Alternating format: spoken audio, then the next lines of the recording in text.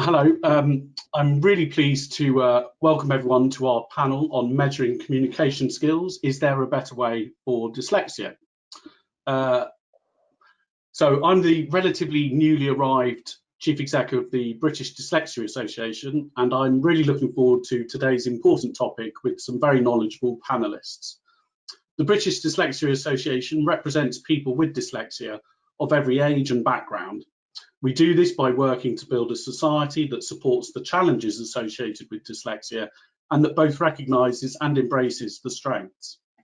Our campaign during Dyslexia Week highlighted that there are between 800,000 and 1.3 million young people in education with dyslexia. So today's topic is one that can really impact many young people's lives. Before we start the panel session, I want to say that we're really pleased to be partnering with Jessica Kingsley Publishers, who are part of the Hashet family. Our partnership goes back many years, and we're particularly pleased that they're currently one of our Smart Award companies. And as this event demonstrates, they have a deep commitment to supporting people with dyslexia. I'm sorry we're not doing this in the lovely Riverside headquarters of Hashet UK, but hopefully this online version means more people are able to join us. So I guess every cloud has a silver lining. So talking of silver linings, I'm delighted to introduce David Shelley, who is the Chief Executive Officer of Hashet UK, who's going to say a little bit more about them. Over to you, David. Thank you very much, Nick. And thank you very much for inviting me to speak for a couple of minutes today. Our mission at Hashet is to make it easy for everyone everywhere to access new worlds of learning, ideas, opportunity, and entertainment. We're very conscious that a large percentage of the population is dyslexic or neurodiverse. And to be properly inclusive, we know we need to do more to help people who are neurodiverse or dyslexic really accessing the worlds that everyone else can access. So we're very, very committed to raising awareness and doing our part for dyslexia and neurodiversity. We see it as a less understood area of diversity and inclusion, but a very, very vital area. As Nick said, we're very proud to have Jessica Kingsley Publishers as part of the Hashet family. They are, as a lot of you will know, pioneers in the publishing in these areas, and they've been leading the way within Hashet in terms of how we publish for neurodiverse and dyslexic people. As a practical step, the Jessica Kingsley team have teamed up with our overall accessibility network at Hashet and have taken guidance from British Dyslexia Association and have come up with some guidance for how we can publish books that really reach dyslexic and neurodiverse people and make it as easy as possible for people in those communities to access the content. As far as I'm aware, it's an industry first. We feel very, very proud of the work they've done on that. We have plans to widen it out much more, make a lot of it mandatory within our group, and really to broaden the access to all the books that we publish. Essentially, we want neurodiverse and dyslexic people to have exactly the same opportunities as anyone else.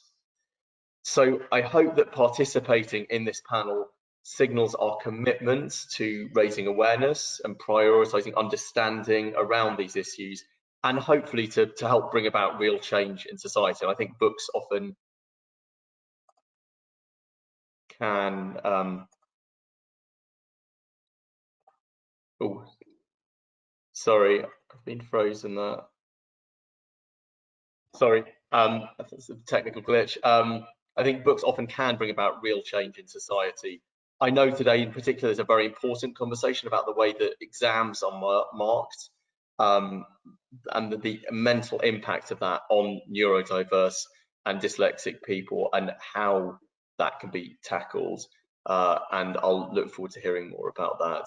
Thank you again, Nick, for inviting me to speak today and us to come. It's a real pleasure to be here, and I look forward to learning more. Thank you.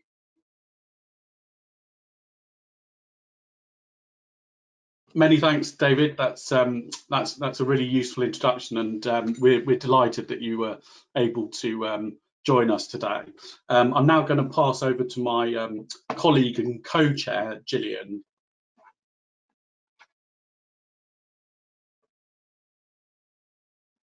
Hi everybody, welcome to the panel session today. It's a very exciting session for us at the British Dyslexia Association. And before we start, I'm just going to introduce myself. So I'm Gillian Ashley.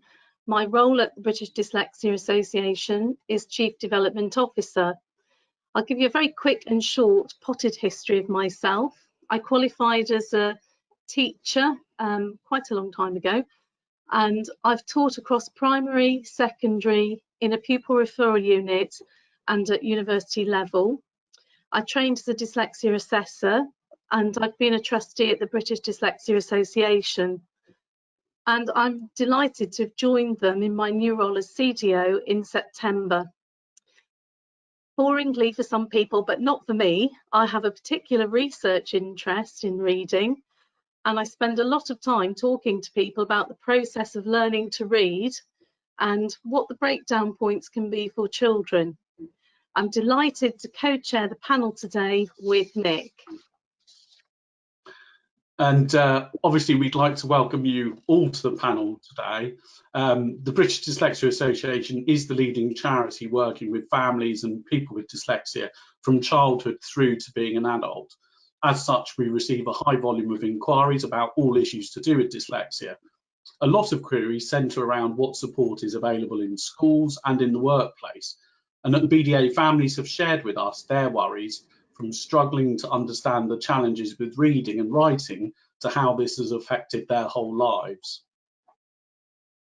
I think it's really important for us to recognise today that we don't know what your level of knowledge is about dyslexia. So I'm just going to talk you a little bit about dyslexia in a very, very tiny way. So dyslexia is a specific learning difficulty, and it's specific because it primarily affects reading and writing. Although we know that there are other associated difficulties that go along with dyslexia, and lots of people might have challenges with organisation skills, and that can be organisation of time, it can be organisation of written work, or even themselves and, you know, how they organise, for instance, a child at school, their PE kit and taking it with them. So when we think about reading and writing specifically, the breakdown in those areas can be linked to difficulties which we know are connected to things like verbal working memory or visual and verbal processing or phonological processing. We know that memory overload can explain some of the issues which children and young people have when they're asked to complete cognitive tasks in a classroom setting or at college or at university, or even, let's throw that out into the workplace as well. Reading and writing are really important because they're forms of communication and they're life skills. We use those skills all day in school, when we go shopping, when we fill out forms, in every aspect of our lives, we're tapping into reading and writing skills. So not being able to do those things or struggling to do reading and writing can be really isolating, particularly when we look around our peers and we see that they've picked up those skills very easily. So one issue in particular was brought to the British Dyslexia Association's attention, which was causing families and young people a lot of stress. And this is the issue of awarding marks for the use of spelling, punctuation and grammar, sometimes referred to as SPAG, which has meant that for those with dyslexia, they were being marked on aspects of their disability rather than their subject knowledge. There's one parent in particular who is on our panel today, started a petition which today has 13,862 signatures.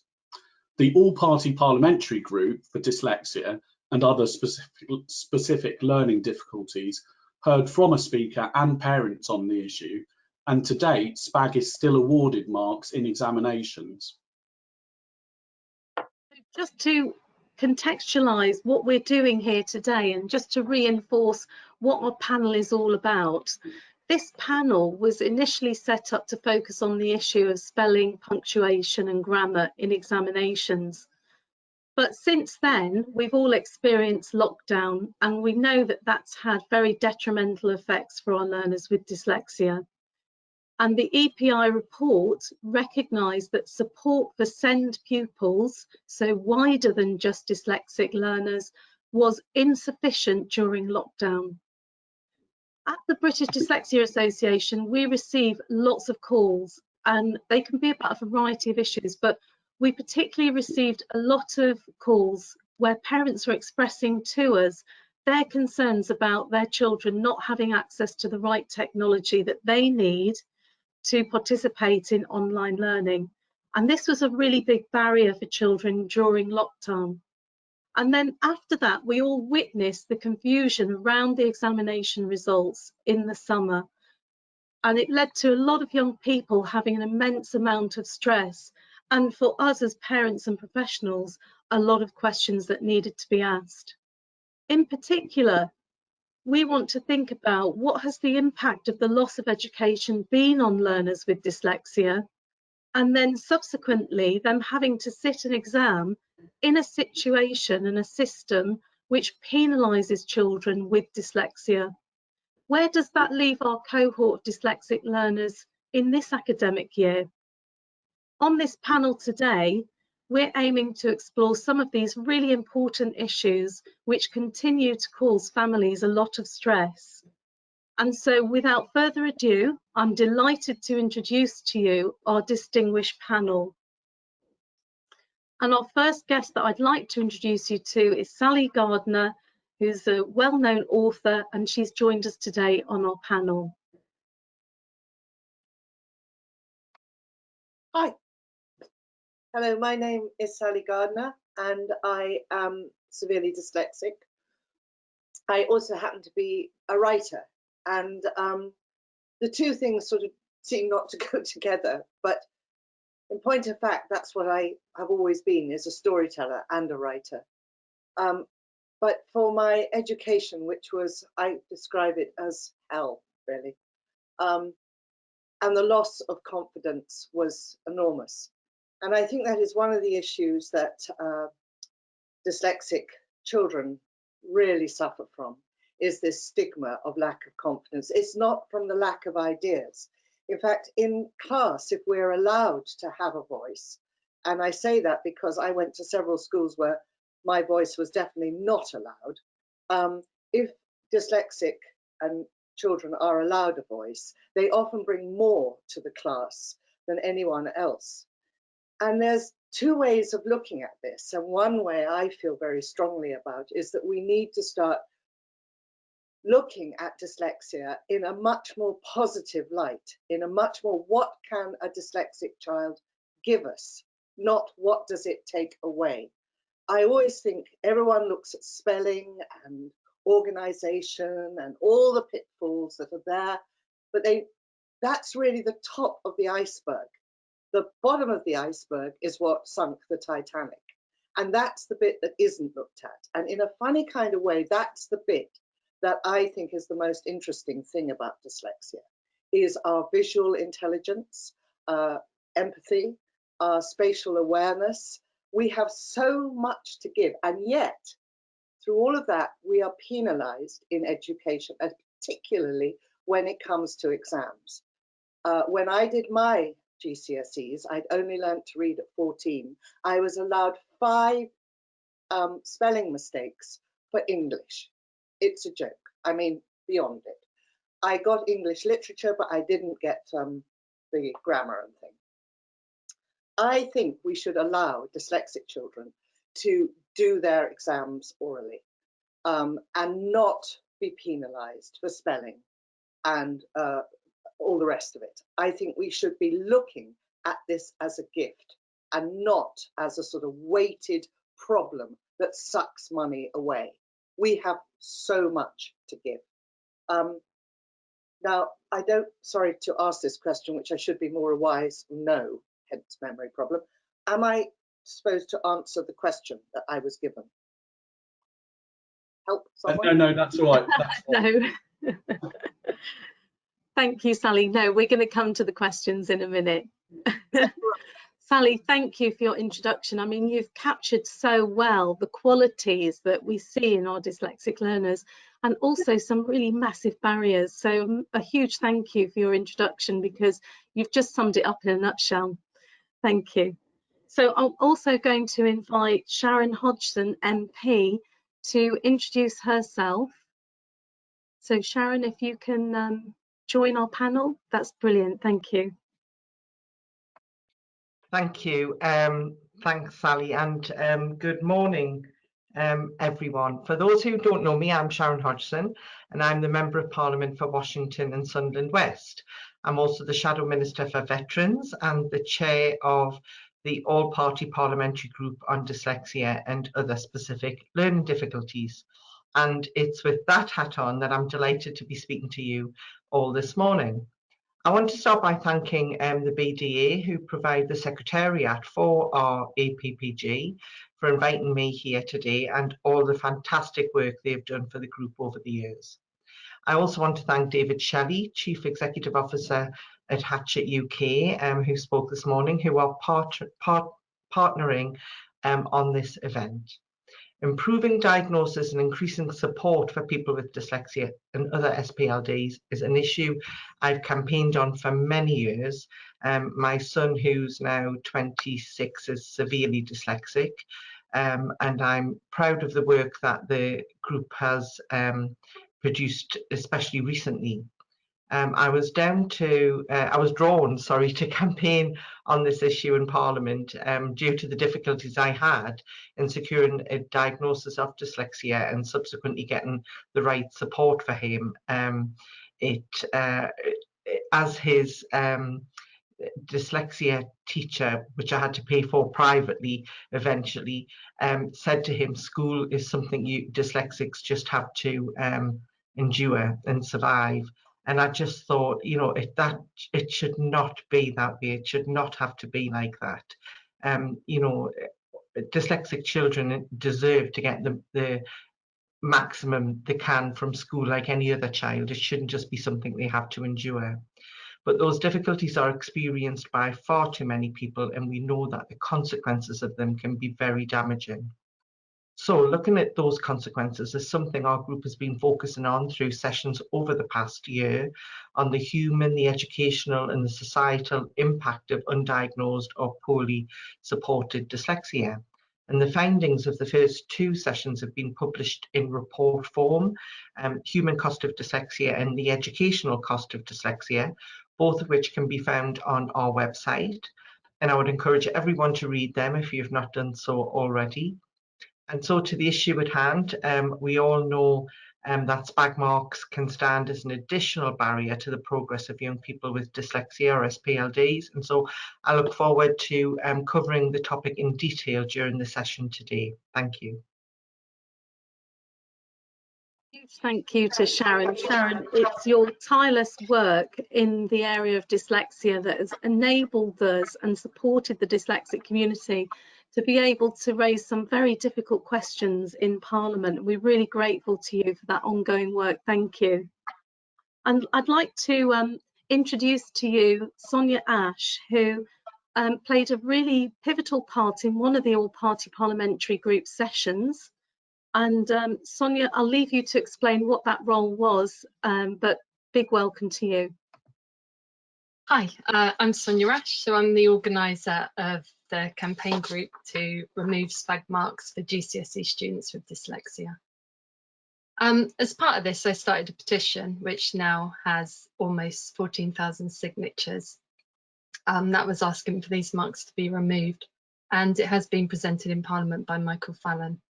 I have two sons with dyslexia. They're both at secondary school. The oldest is in year 11, so he's actually in his GCSE year. And they're the reason that I began this campaign. So in their reply to my petition, the Department of Education said that when they made the decision to introduce the SPAG allocation marks in 2012, they took full account of the potential impact on those with dyslexia. So I wondered if in the past 8 years they've made any attempt to monitor this impact, When I inquired about this, both with the Department of Education and Ofqual, I was informed that no data had been collected on dyslexia as a sole need. They have collected data on SEND children as a whole, and these findings show a huge gap in attainment, and this proves the system's clearly failing them. So the claim that dyslexics are not at disadvantage due to reasonable adjustments in exams is not actually backed up with any evidence. I'd like to quote the Health Secretary, Matt Hancock, who is himself dyslexic, because I think this perfectly states why we shouldn't be setting these students up to fail. He says that neurodiverse dyslexic abilities are the skills of the future, and these strengths can build a better society, better businesses, spark innovation, create new solutions. We may hold the answers to some of the biggest challenges in education, in employment, and in wider society. So I totally agree with this. I agree that dyslexics have so many strengths that are desperately needed right now, but the allocation of SPAG marks makes it so hard for them to reach their full potential and access the futures they deserve. Dyslexic students are being turned away from apprenticeships and from universities because they can't quite obtain a level 4 in English language GCSE due to the 20% of marks that are allocated for SPAG. So even if they have the highest levels in their chosen subjects, they're not allowed to pursue them. So however hard they work and however well they understand the subjects, they will not be able to access these marks due to a disability. This is why I chose to join this panel, because I feel this is clear discrimination. I want to raise awareness about it, and by doing so, help to change it to a fairer system. Thank you so much. I think you represent on the panel today for us a shining light and example of how to empower parents.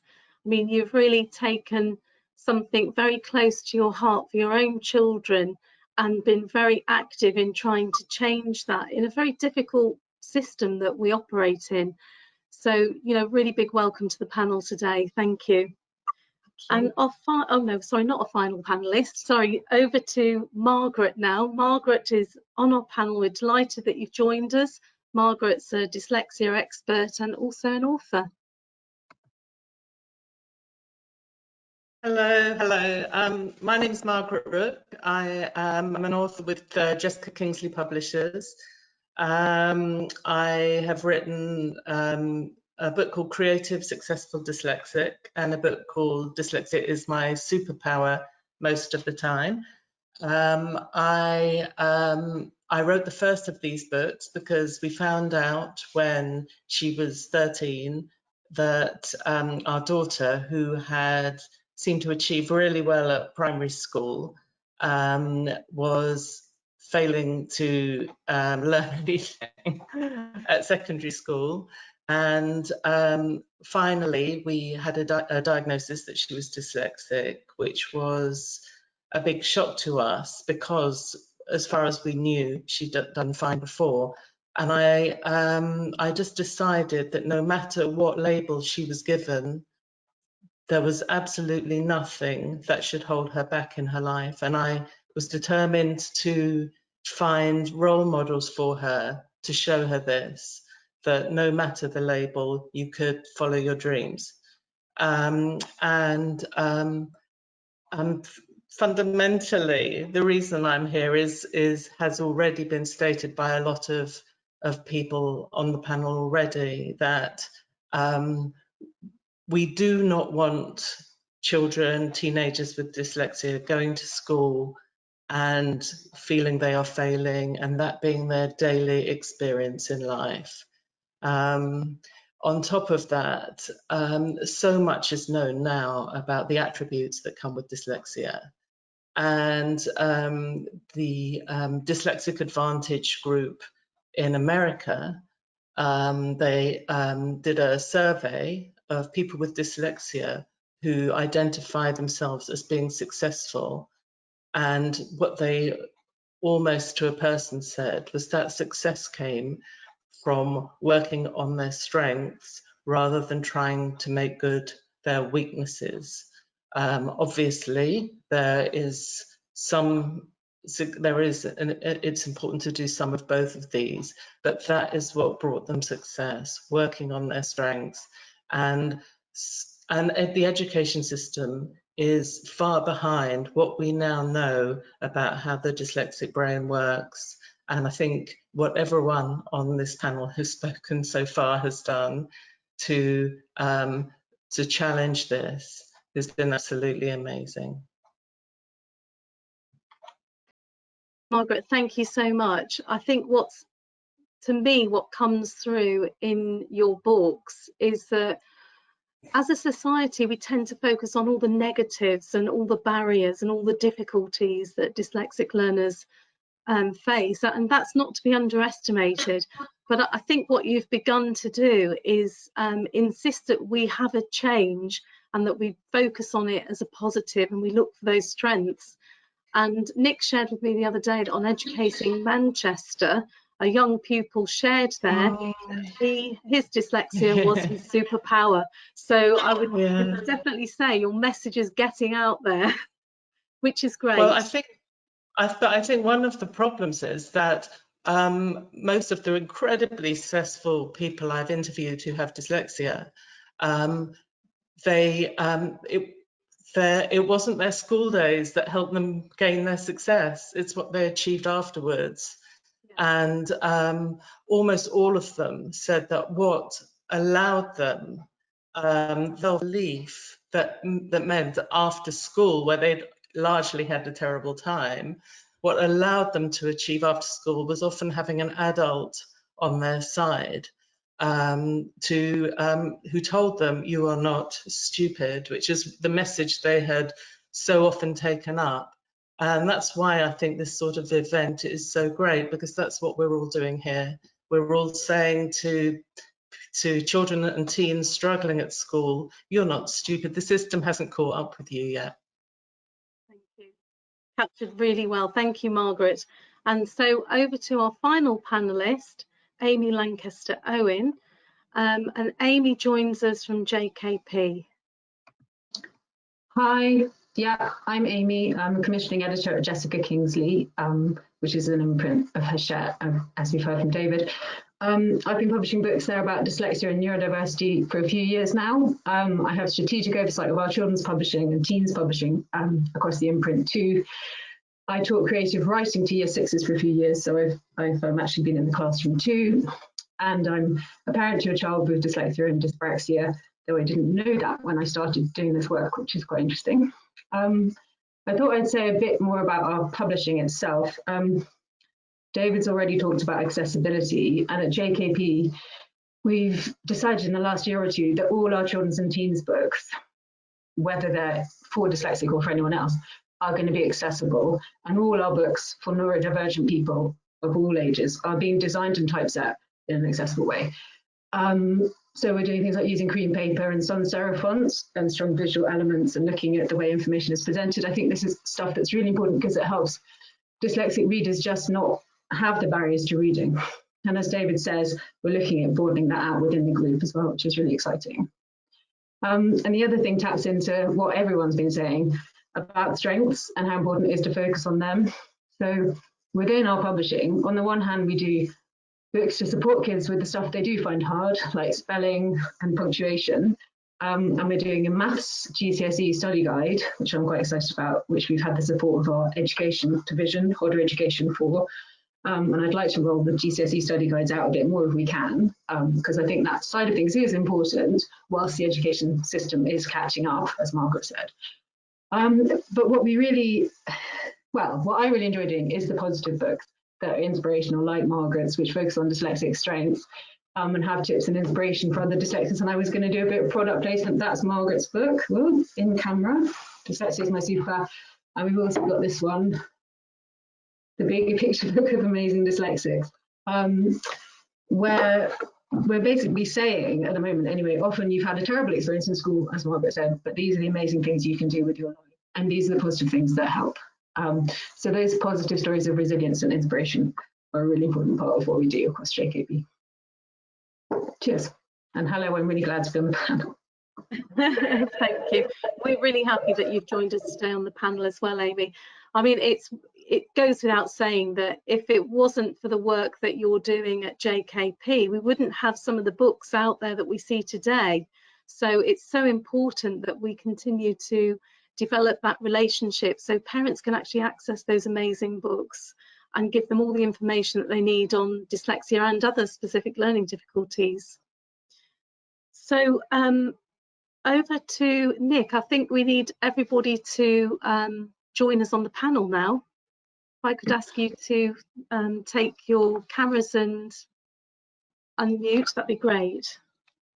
Brilliant. So I'd just like to say, you know, having now been introduced to each of the panelists, I mean, it's just such a fantastic panel with such a great range of expertise, experience and input. So I'm looking forward to your answers to the questions. And also just to say to our audience, if you want to ask questions during the panel session, by all means, there's a question box in your dashboard, and do just pop any questions in there, and we'll pick a couple out as we get towards the end to kind of add to the mix as well.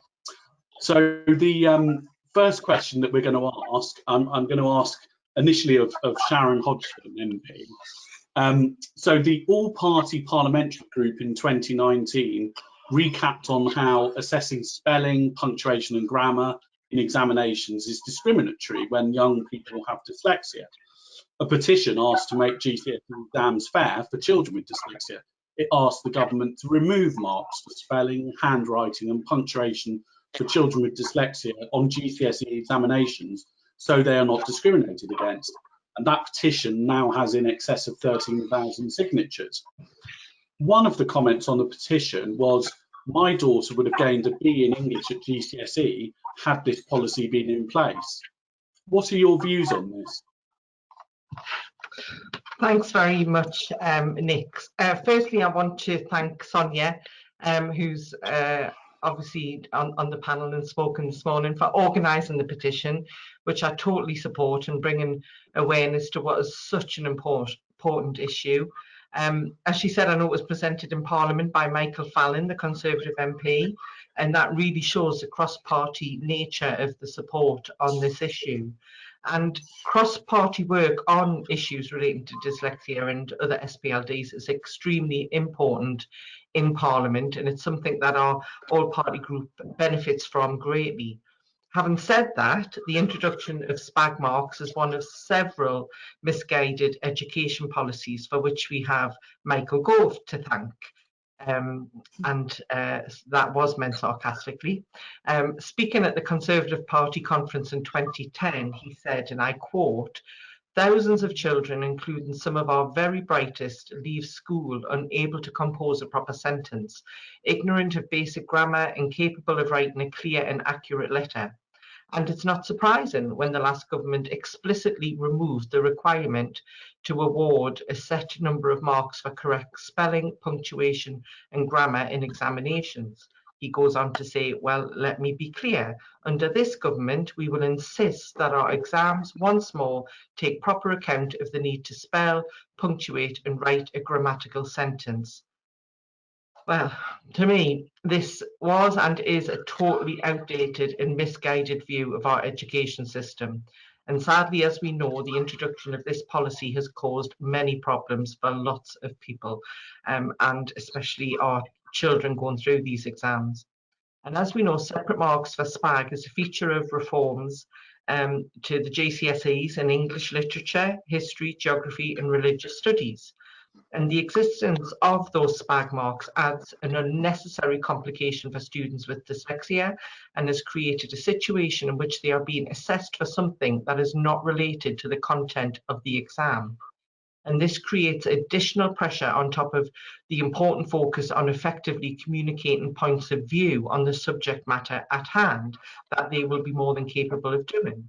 And considering we know that a significant percentage of people with dyslexia leave school without a diagnosis, there will be many students who suffer in silence as a result of these marks through absolutely no fault of their own. And where these marks can have a particularly significant impact is in their relationship with access arrangements.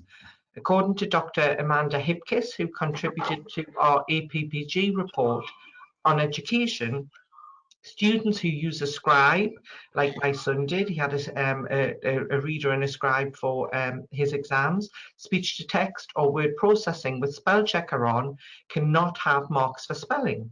They can have marks for punctuation, but only if they dictate or use the punctuation themselves. So students who dictate or use word processing with the spell checker on have to make the agonising decision, therefore, to use their normal way of working and lose SPAG marks, or take the risk of not being able to express themselves in order to ensure their ability, with no guarantee of picking up SPAG marks anyway. And to me, this seems an unreasonably difficult position to place students who require additional access arrangements in. And it asks them to make a decision which could have long-lasting consequences, i.e. on their grades. Students with dyslexia already face enough barriers without the issue we are focusing on today. We need an education system that will allow all students, including those with dyslexia and other SPLDs, to achieve their maximum potential and have their work assessed in a fair and sensible way. So I look forward to questions and hearing from the rest of the panel. It's a very important subject that we're discussing today, so thank you. Thanks, Sharon. That's great, and I think it's interesting, isn't it? The difference that a few marks can make really is the difference in grades, and it's something that, you know, particularly when it's a a history exam, it seems really quite unacceptable that they're marking them on something that has nothing to do with history. Does any of the panel want to come in at this point on this particular question? Sally? Oh, I think you're on mute, Sally.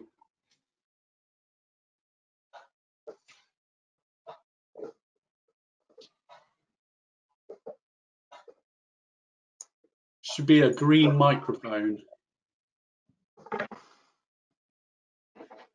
In a circle in the little menu.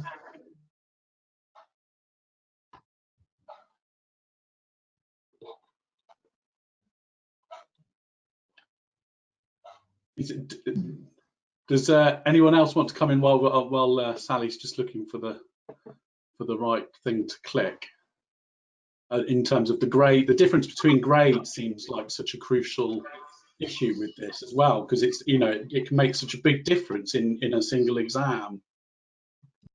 One thing to say, which I guess does anyone else want to speak though? Sonya, did you go? I was just going to say, it's not only just the difference between passing or failing.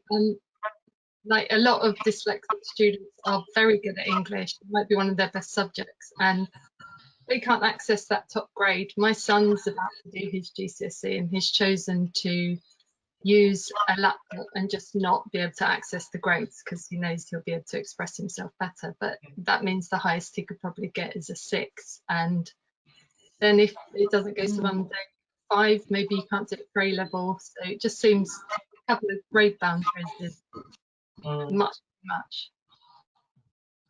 Yeah. And I don't know if things are better now with regard to the new grading of GCSEs with the numbers, but my son, as I said, who's 26 now, yeah, 27 in January, so obviously, you know, go back 11 or 12 or so years, he was only entered for foundation, not the higher exams in his GCSEs. There was no discussion with us as his parents. I didn't have a clue that there wasn't that, because I suppose when I was at school it was CSEs and O levels. So you were entered for O levels or you were entered for CSEs. I didn't realise that with GCSEs there was this foundation high, and it had never been mentioned in all of his time, you know. I suppose because he was 14 and still couldn't read until we took him to Dyslexia Action. They were the charity at the time that I used to pay for extra support for him. I waited until he was 14. He was diagnosed at And I waited until he was 14. I became an MP when he was 11.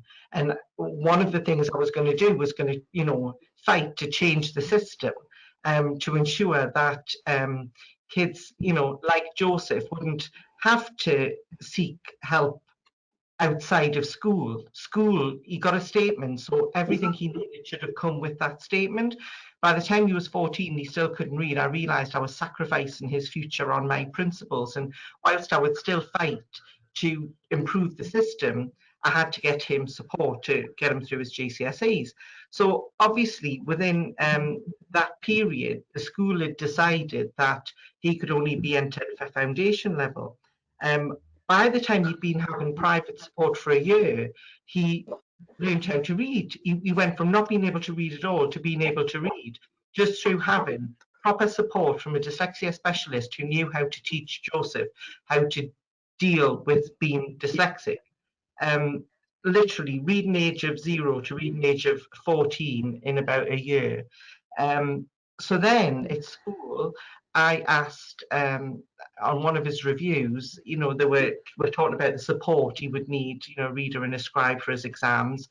And they kept saying, oh, we think you'll get a C in English, and we think you'll get a C in maths, and we think you'll get a C in, you know, they were going through it. And I said, do you not think he might be able to get a B in maths or in science? He's really good at science, he's really good at math. And they went, well, no, the maximum he can get in any of these is a C.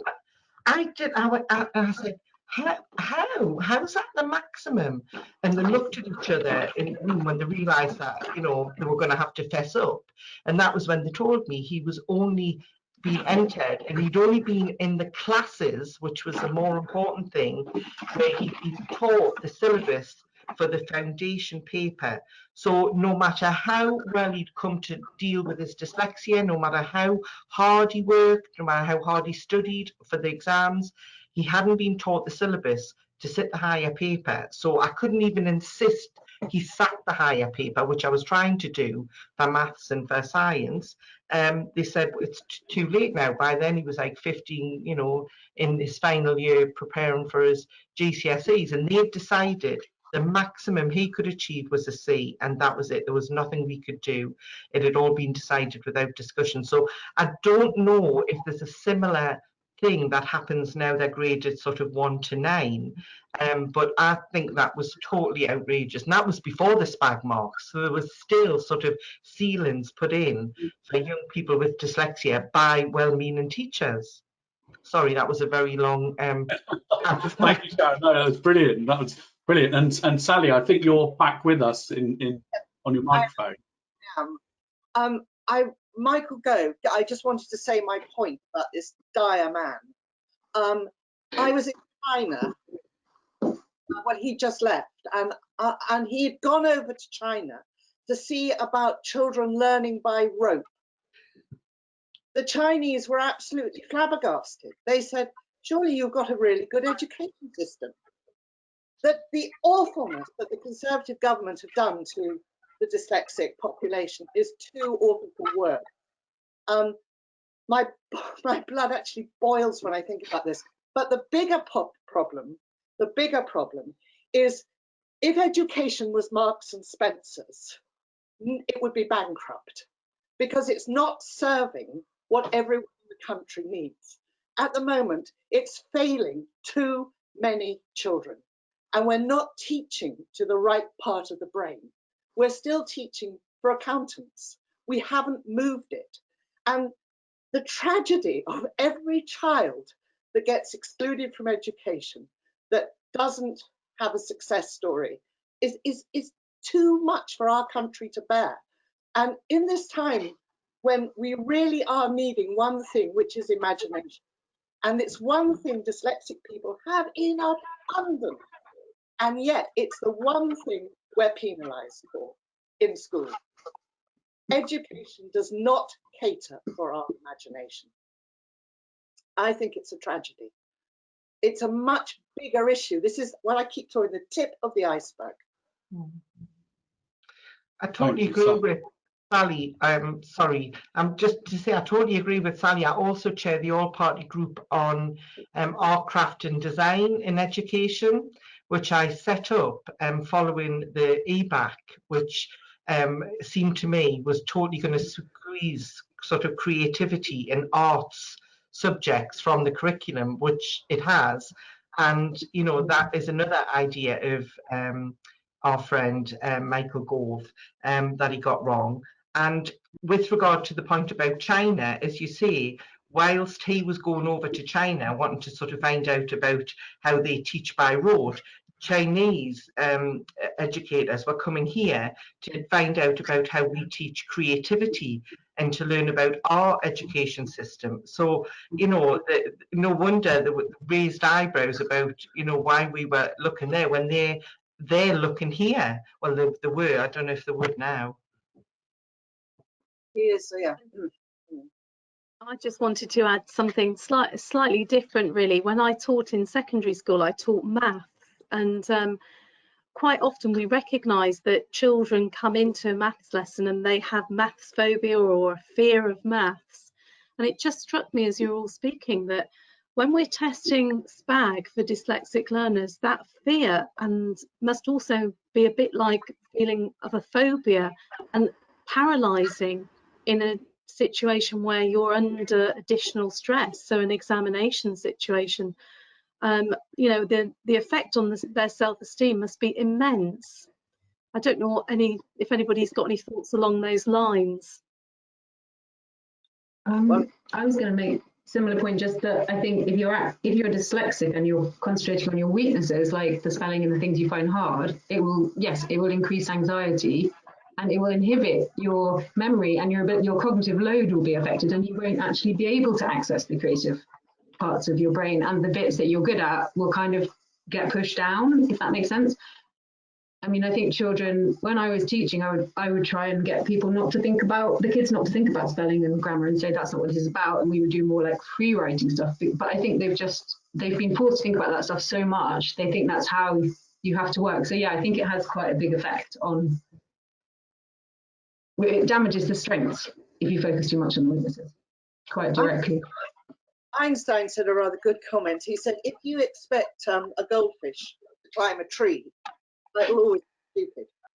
And what we do all the time is expect dyslexic people to work in the system, which is designed to make them feel stupid. I think it's got to change. I think we've got to look at dyslexic people as really positive. As you said, Margaret, a superpower. And we have got brains for the future. We are the future, the way we think. Young people with dyslexia will be the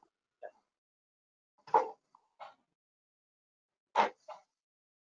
It's interesting. I just recently met Margaret a few years ago in Parliament, but when Joseph was diagnosed when he was 10, that was how I described it to him, that his brain worked differently and it was like having a superpower. And there was a movie out at the time, one of the many sort of Marvel type movies, and it was I can't remember the actor's name, but he played someone who sort of was, you know, he was blind, but he had amazing hearing, and all of his other senses had made up for it. And I remember at the time Joseph was watching that movie, and I thought, and I used the movie, I sat with him and I described, you know, that he was like that character, that, you know, he was blind, but he had, you know, those other wonderful senses, and that was like Joseph. And again, I remember looking up famous dyslexics and to use them as an example. So exactly went down the same road Margaret did, but Margaret obviously put it into a fabulous book. Some comments coming and I've just the audience. Sorry, I'm just reading something that someone has said in the audience. They've said they've come to the conclusion that inspections of schools by Ofsted should have a criteria to measure the confidence of pupils' learning. And it says my year 11 was the first year for SATs SPAG marked, and he's still recovering from that experience and suffers anxiety over exams because of those experiences. And so, you know, I think that chimes very much with what you've been saying. Sorry, Gillian. No, I was just going to say exactly the same, and that person as well has also said, how do you think we can change it? Because that is the $64,000 question. How can we affect some change? Well, I hoped when Michael Gove was moved from the Department of Education that maybe, you know, there would be some change. But the trouble was he left Nick Gibb behind. Nick Gibb seems to have been the great survivor through numerous prime ministers and, you know, secretaries of state for education. And Nick Gibb seems to stay. And I think, you know, he really is delivering on the Gove agenda, if you like. So perhaps I don't wish any ill on the man. I just wish he would just not be schools minister anymore, and then maybe we would be able to affect some change. Do you think we should? It's time for education to be taken out of politics, because it always strikes me that the education minister is just playing around in preparation to become prime minister, and this is just their playground. They use our children as their playground, and I think if education went back into people who knew what they were doing, and government would be supplying the money and not interfering, things would be a darn sight better. Let teachers teach. Let them think about how their children are. If they have more than one child with dyslexia in the class, let them change it around to work to that strength. At the moment, it's too rigid, too strict, and doesn't work. No, I agree. It shouldn't be a political football. Neither should the NHS. But you know, governments, you know, work on sort of 4 or 5 year terms, and as you say, always, you know, trying to make a platform for themselves, I suppose. But it shouldn't be this way. We should be able to sort of agree on using experts on the, you know, the best way to run the education system. Obviously under us we had the Department for Children, Schools and Families, and Ed Balls listened, and we had the you know, the Rose Review, and you know, the promise of all those dyslexia teachers, and we, you know, what's happened to them? Does anyone know if any of where they are? All that money, all that funding, and I don't see them in our state schools, certainly. Just to add there as well, the Rose Review is still a very, very interesting and pertinent document today. So although it's 11 years old, it's still highly relevant. I would definitely recommend, if there's any teachers out there, access that document, have a good read of it. So I'm going to move on to the next question, which is a question for Sally. Sally, also looking at Sonia's petition, Nick and I took this comment off and wanted to present it to you as a little bit of a question. So a parent shared, my teenager is severely dyslexic but has great thoughts imperfectly expressed. Should that be allowed to affect their future? What do you think about that, Sally, as an author? No, it's not allowed to be. From all that I've said, it's absolutely NO. But the trouble is, how do you get this little person who is already being laughed at, most probably bullied a bit, and knows she's different? How do you get that little person to feel, I'm going to be all right in the world? What I have to say is going to be heard. And I think that is the biggest difficulty for, it's not her way she puts it down. It's not what she has to say. It's the fact that we don't listen enough to our children.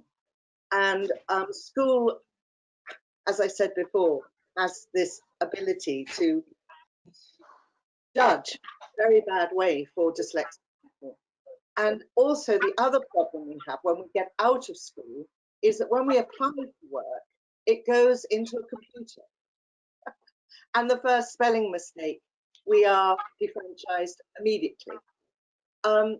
I just wish we could do it more orally, that we would be allowed to say our minds, to speak our minds. And also, by the way, technology is catching up. We've got all these systems, you know, Dragon Connect, Grammarly, all of them. There's so many of them out there that can actually enable a child to, and a young adult to, you know, take it another step further. Technology is there, thanks to Steve Jobs, thanks to a lot of people. And so in a way, it's what happens to us is the lack of imagination in the non-dyslexic world. I think what I'd say is we don't have a problem, but everyone who isn't dyslexic has a problem with us. And personally, I'd say, get over it. We're here. That's great, thank you. Has anybody else on the panel got any thoughts on that? It was such a great, I think that parent shared it so beautifully. That fantastic thoughts. I just wanted to mention one of the writers in my first book, Nigel McCreary. He was the person who wrote New Tricks and Prime Suspect and other huge TV dramas, and he still struggles to read. And he learnt about literature because he was a long distance lorry driver, and he listened to Radio 4 Bays on the radio, and that's how he learned about literature. And what on earth has gone wrong with the education system when we have a really, really successful writer who still can't read, who the education system passed by? Can I just say another thing which I really think is very important, is the RNIB recognises dyslexia, and they allow you, for your child, Sonia, they allow you to join, and you can get every book. The catalogue is beyond mind-blowing, and it's there for you. And there's no reason for a dyslexic child today to be fallen down or to not have read. I do all my reading through my ear. I've done all my learning, and that is another problem, because we have people who will say, "Oh, she didn't read it. She didn't read it." But I listened to every word. No, it's not the same. We've got to stop that too. It is the same. If it's unabridged and you listen to every word, it's the same. It's a different way of taking in a line of text. Yeah.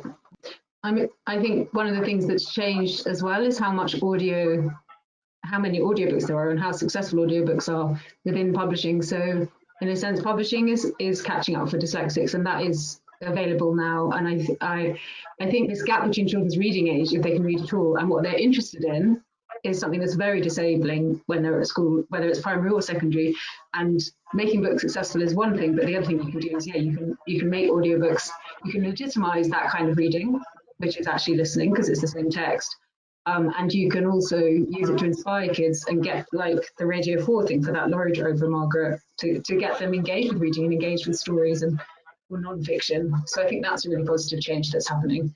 Or you can have teachers, unfortunately, make you feel that you're a second-class citizen because you listen to a book, which I've been to schools where that has. Yeah. Do we know if many schools carry a very wide range of audiobooks? Again, going off sort of, when my son was at school, Joseph has listened to a few audiobooks when I got them from when he was young, but he never got them from school, and he still has a real aversion to, if I said to him, read this book or even listen to this book, it's sort of, he's grown up thinking books weren't for him, which is so sad. There was no love of reading. Reading was torture to Joseph. So a book was an instrument of torture.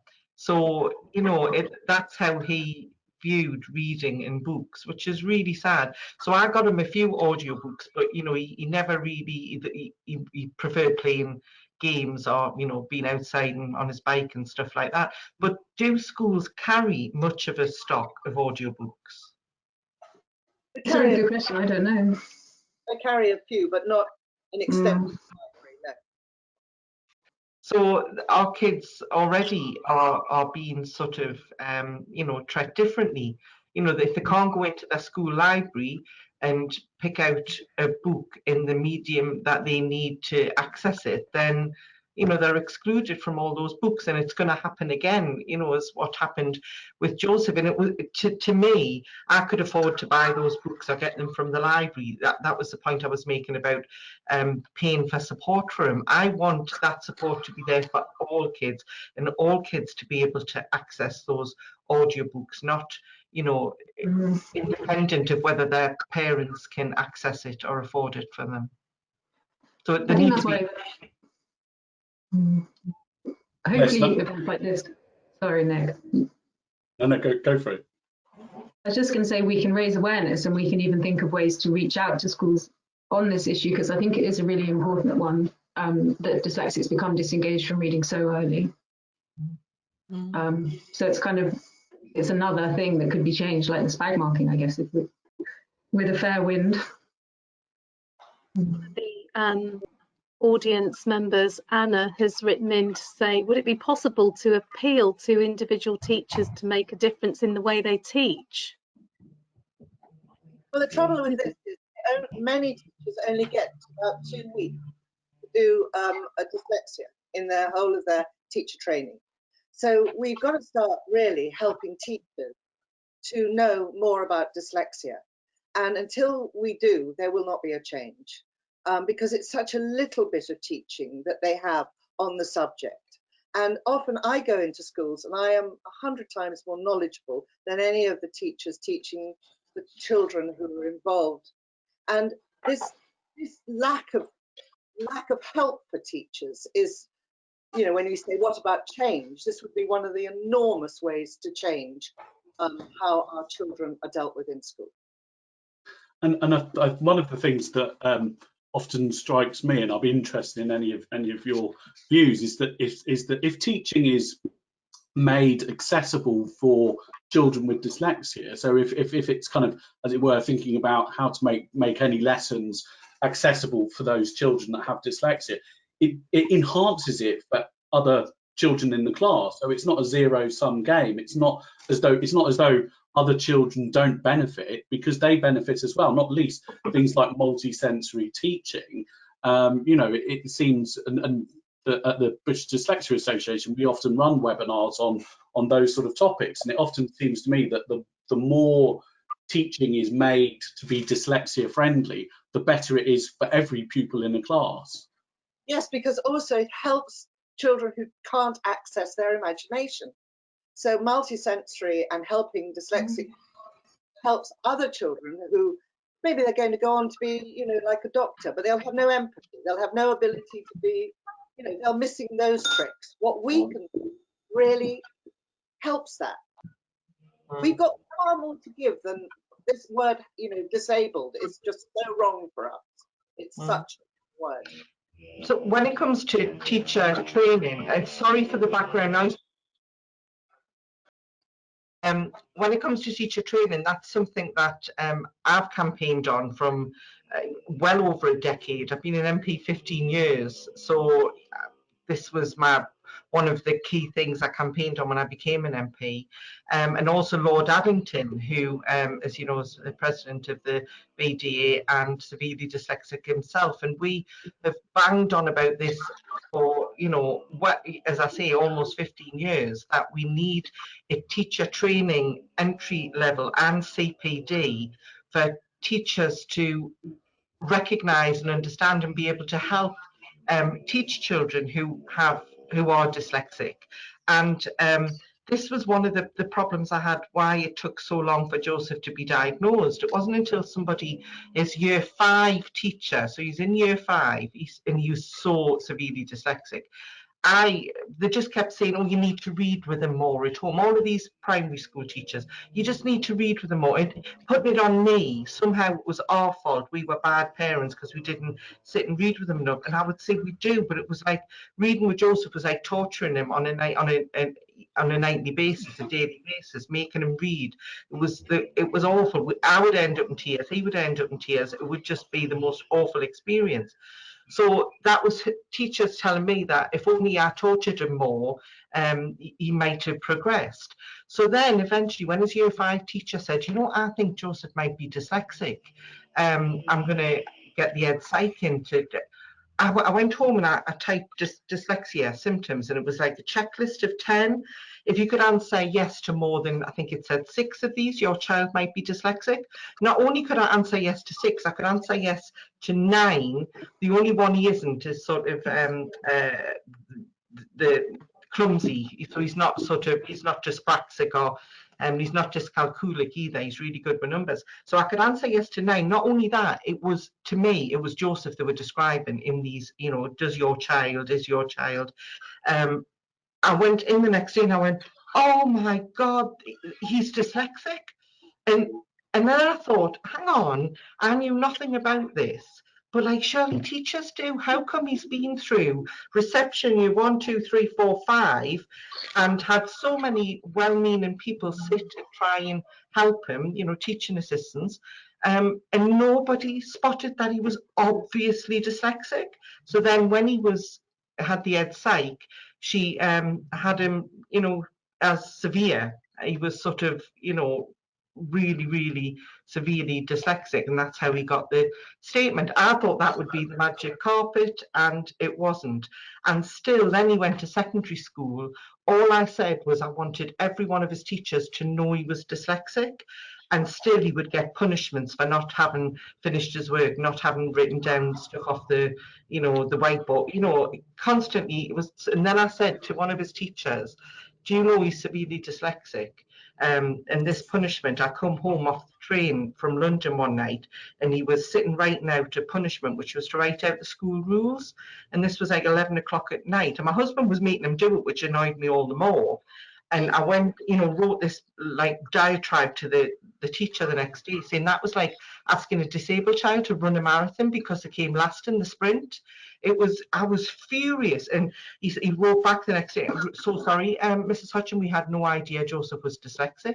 2 problems. The school hadn't done what I'd asked them to do, was just to let his teachers know. And B, he is so obviously dyslexic.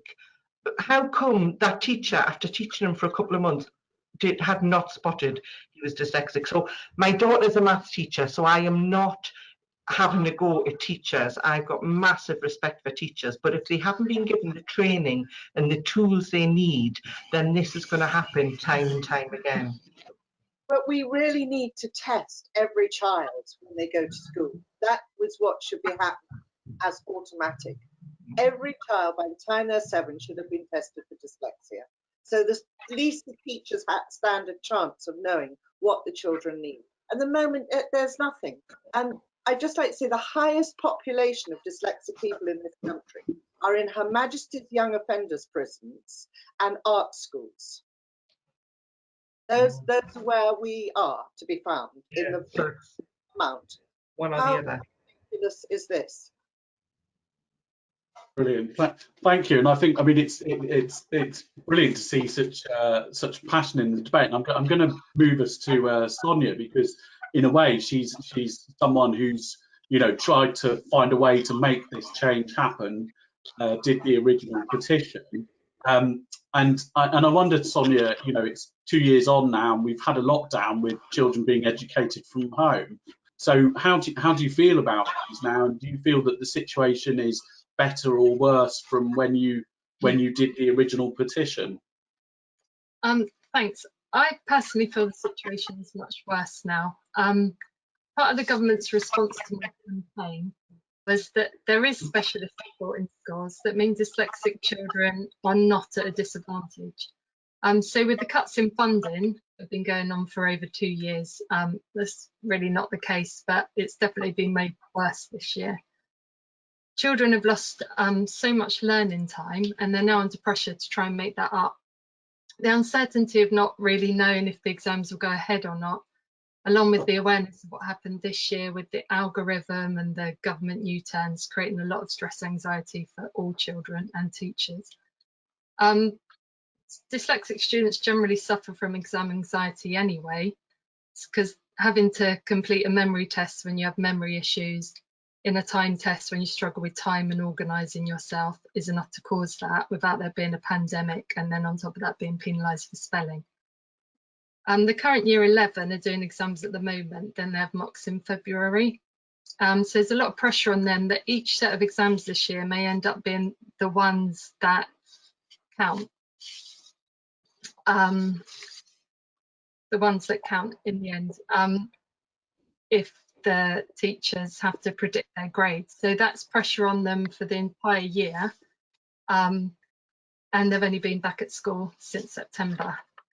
So I talked to people on my campaign group, and they've said that although some of the parents did find some positives during lockdown, many found the experience of home learning really stressful and frustrating. And the main reason being that children found it really hard to access their learning independently. Many parents not being able to give their children the support they needed during lockdown due to work commitments. For a child with dyslexia, this has a big impact on their learning because of being able to organise themselves, make sure they don't miss any live lessons. I know mine missed all their live lessons when I was at work because they thought it was at a different time or they couldn't remember their password. So that's put them at more of a disadvantage, I would say, than most non-dyslexic children. Any interventions they may have had at school they've missed, including any booster lessons. And dyslexics are generally visual learners, but many schools have taught through worksheets and online books, so just a lot of reading and then a lot of writing. Many parents' experiences, they've said that the work set over lockdown was not differentiated in any way. There's no individual support or allowance for the fact that the effort of learning in a style that really doesn't suit these students would take them a lot longer. Many worry that their children have got more behind and those in year 11 just don't have time to catch up. So now they're back at school, there still aren't the resources to help them catch up. Schools can't afford the interventions they used to offer before the SEND funding cuts. Also, student wellbeing and mental health services are more stretched than ever. So this is why I believe now more than ever exam grading really needs to be reformed.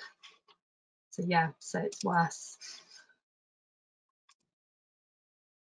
Thank you. And I guess, I mean, did you get an impression in terms of, because last year where the exams results were based on predicted grades rather than the actual exams, do you think that would have been beneficial or disadvantaging for pupils with dyslexia? I think it, on the whole, probably would be an advantage because then they haven't got the exam pressure and the memory, but also the consistency with some warning, because not always consistent. And also I find my children's school might tell the child when their exam mocks are, but not the parents, so they forget about them, don't revise. So yeah, I don't really know, but I think, you know, the grades, yeah, the prediction might have been based on something that was itself also not particularly favourable for children with dyslexia. I think the ideal world, they wouldn't be testing them with exams. It wouldn't be a memory test. It would be oral. It would be, you know, more coursework and in class. So that would be ideal. But yeah. I don't know if you've just picked up on breaking news from Wales. Yes, Gillian's nodding. Wales have just announced that GCSE, A-level and AS level exams have been cancelled for 2021. So they've decided a good way out instead of leaving it in the last minute. And they're going to be graded on classroom assessments. Assessments will be done under teacher supervision, will begin in the second half of spring term, and they will be externally set and marked but delivered within the classroom. So at least they've done it this far out. They're not leaving it to the last minute. They've made the decision now, and hopefully that helps all kids, but especially, you know, perhaps dyslexic kids as well. I think that decision, they know now, so they can work towards what it is. And, you know, often the situation can be stressful because we don't know, so it's the not knowing. Yeah. So, you know, even if that's not entirely the right decision, it is a decision which everybody now knows. So yeah. And any thoughts on that, everybody? Well, it's leadership, I would say, as well as decisive leadership, and not just being sort of adrift at sea, which it feels like a lot of you know, we are at the moment, with decisions taken sort of at the last minute. So I'm going to move on to our next question, which Nick and I designed to provoke some exciting responses, if you like. So this is asked to Margaret. And Margaret, as a children's author, do you not think that SPAG should be tested? Well, as a children's author, I mean, I love spelling and I love punctuation and I love grammar. And if I walk past a greengrocer's and they haven't put an apostrophe, put the wrong apostrophe on it or something, I cringe, you know, because that, and I'm really good at that. I'm really good at all those things. But then I had a daughter with dyslexia, and that taught me that other people's brains work differently. And I do think that that's possibly where Michael Gove went very wrong. I'm imagining he thinks that everyone's brains work in the same way as his, and that the way that children aren't managing spelling and punctuation and grammar is because they're not working hard enough, say. I had a wonderful quote in Dyslexia is My Superpower, my favourite one from a teenager called Isabella, who said, if I found out how to clean the oceans or deal with, what did she say? If I find out how to clean the oceans or deal with, I've written it down here somewhere. Sorry. Let's just say clean the oceans. Would you not listen to me because my spelling was wrong? Of course, everyone would. Everyone would. Everyone would be delighted there was a solution to one of life's most worrying environmental issues. And I thought that was really, really hit the nail on the head, you know, that just because me and Michael Gove are really good at punctuation and grammar and spelling, it doesn't mean that it's what everyone can do really easily. People really, really struggle no matter how they work. And that obviously has terrible effects on their, on how they feel about themselves, especially because school and the school playground are so competitive these days. So the answer is yes, as a children's author, I love spelling, but not everyone does, and not everyone. Other people have such strong strengths that I don't have, and that's what's not coming out in school lessons. And it's, you know, as Sharon said, it's nothing to do with the teaching not being good. It's because the curriculum hasn't yet caught up with what we know about people's brains.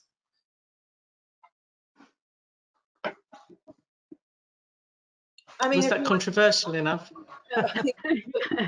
Thank you. If you go on that premise, you know, about spelling, I shouldn't be a writer because I can't spell my way out of a paper bag. And I had a really wonderful editor who said to me, you're a writer. And I said, well, I'm not really, because I'm so severely dyslexic, I can't really spell Wednesday. And I know Winnie the Pooh always had a thing about Tuesday, but Wednesday was the extra E that did me in. And she said to me, well, no, it's not about that, Sally. It's about, do you have a voice? I said, what do you mean? She said to me, do you like Nina Simone? I said, I love her. She said, well, that is a voice. That's what we're looking for in writing. And that doesn't come with spelling, or grammar, or anything else. That comes because you've got it or you haven't. And that gave me all the power I needed to go and think, I'm going to write. And when I wrote Maggot Moon, the one thing I didn't want to do, because everyone said, oh, but Standish Treadwell's dyslexic. I never, ever say he's dyslexic. Not once is it mentioned.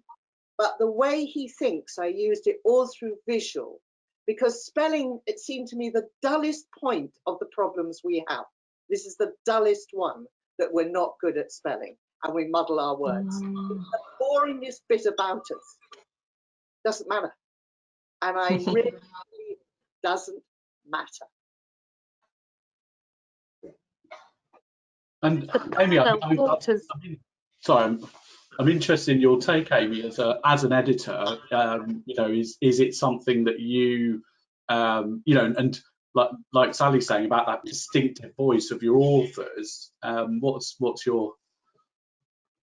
I think there are different bits of publishing, and voice is probably really important in fiction in the sense that Sally's editor was probably talking about it. But I think at JKP we're looking for the content and the message. and what people have to say.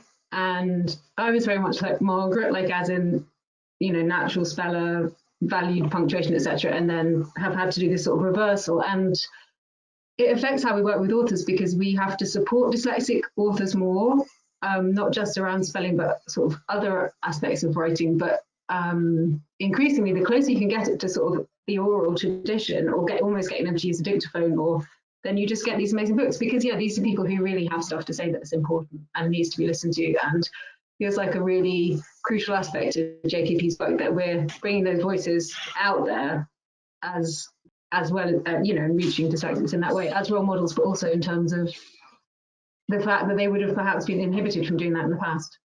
So it's a sort of enabling thing as well. That makes sense. I just want to say I haven't got 1% of Sally's creativity. Can I just put that on the table? I write in a very different way to her, and hats off to her for all she does. So. Yeah. I was just going to say, sort of, as a society that is out there existing, an obsession, a pedantry, if you like, with spelling and punctuation, just brought to mind an email I sent. I'm doing all our casework at the moment by email. It was a very good detailed response to a constituent who'd written in on something, you know, connected with COVID and new guidelines. So it was a very long detailed response, 2 sides of A4, and in amongst all of that, one of my staff, whoever was the culprit, the perpetrator of this heinous crime, had omitted to capitalize one I, so it wasn't capitalized. The rant I got back from this constituent, I call myself an MP, what was I doing sending out such shoddy work? I couldn't believe this response I get, because I hadn't capitalized an I. The quality, the answer, everything that was there that this fella needed to know, but he couldn't see past the fact that an MP had sent a letter out with a lowercase I.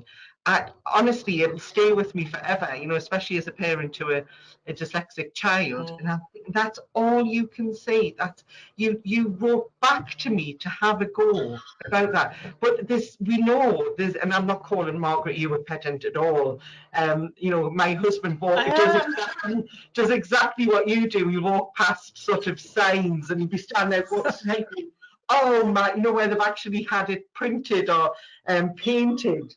And you'll go, look at the apostrophe, he's obsessed with apostrophe. You go, look at that. Or when he says good apostrophe use, we'll be driving, you'll go, that's excellent use of an apostrophe. And I go, how can it be excellent use? It's like honestly, but certainly there's bad use and there's excellent use. So yeah, so I get that it matters to people, but I just think, you know, it's not really that important, is it? Would it be wrong if I did a poem, a very quick one? Would that be very wrong? No, go for it. Why not? Definitely. As I said that, of course, I lost my screen, which is just so typical, but hold on. And I wrote this a long time ago, really in response to what was happening in education. It's called The Box. Dyslexia is a word that means frustration, quite unspellable, a poor explanation as to all the problems we have in education. And as far as I'm concerned, it's a misinterpretation of a gift of a great imagination. And we need freedom from that discrimination. But I want to ask the question, if imagination is the fuel of the nation, then why are we judged by such limitations, not allowed to do oral examinations? This is a tick box nation. 5 seconds of your concentration. No politician wants to think about school reorganization because no politician has the ideas for that kind of conversation. So what are the implications in this age of electronic communications when we still judge our children by out-of-date examination? Perhaps with a little bit of imagination, we could change the situation for a whole generation that feel they have no meaningful representation. The time has to think outside the box. Oh, thank you. Brilliant. Really good. Really good. Thank you. I think that's superb. And actually, it's one of the things that's so impressed me since I started with the British Dyslexia Association is poetry in particular seems to be a real strong point of people with dyslexia, and the poems that I have heard over the last couple of months has been incredible.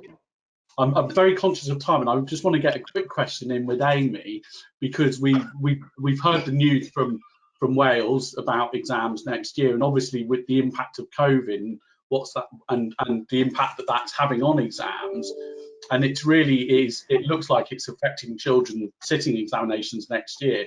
And do you think that's going to be an additional obstacle for children with dyslexia? The short answer is yes. And I think Sonya touched on a lot of the things in relation to this. I don't want to sort of repeat too much, especially when time's running out.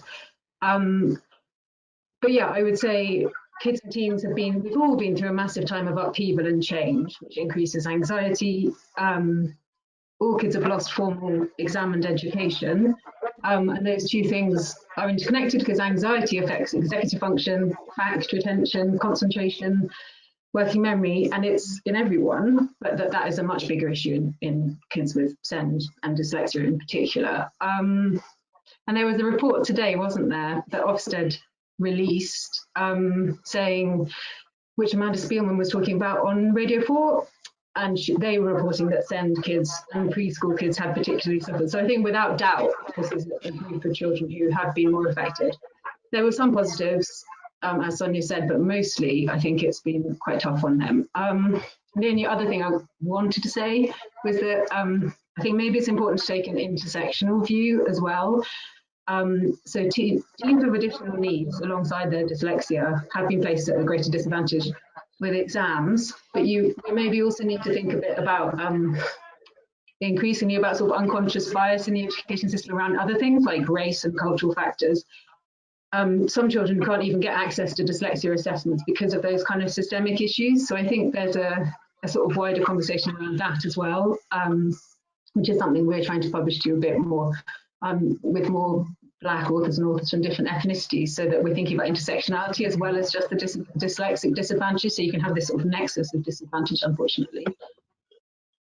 Should I keep going just really quickly? Back to exams in Wales versus what we're doing over here. What Amanda Spielman said was something like, exams create certainty because they're like a mountain on the horizon, I guess. So that she said maybe it's negative to cancel exams because you take away that certainty or that kind of timetable aspect of the shape of the year. But then someone like Jane Blakemore-Brown says exams for 16-year-olds generally are inappropriate because of where they're at developmentally, where teenagers are at developmentally. So I personally think if we can do some tweaks and acknowledge that these things are much harder for dyslexics, more coursework, maybe more oral elements, all these things would be really positive, whether or not we actually cancel them. Thank you. No, that's really useful, and I'm very conscious of time because we're pretty much at the end. So I think more than anything, I found it fascinating, and actually I could quite happily carry this on for another hour and a half because I just think it's such an interesting topic, and it's really, really important.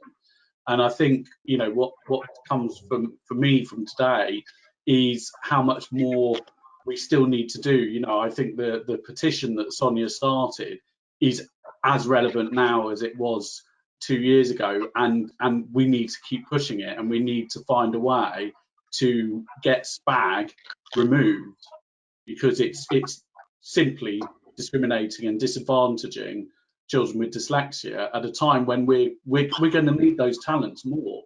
As we go into the new world, the post-COVID world, we're going to need creativity. We're going to need the entrepreneurialism to help boost the economy. So I think it's really important that we're not disadvantaging children at such an early stage in their lives that can then have an impact for many years afterwards. So I want to say thank you to all the panelists for taking part. We really appreciate your time, and thank you also to all the audience for being with us for this hour and a half, and I hope you found it enlightening and insightful, and if you haven't already, make sure you sign the petition. Thanks, everyone. Thank you. Thanks, Nick and Gillian. Bye, everyone. Bye.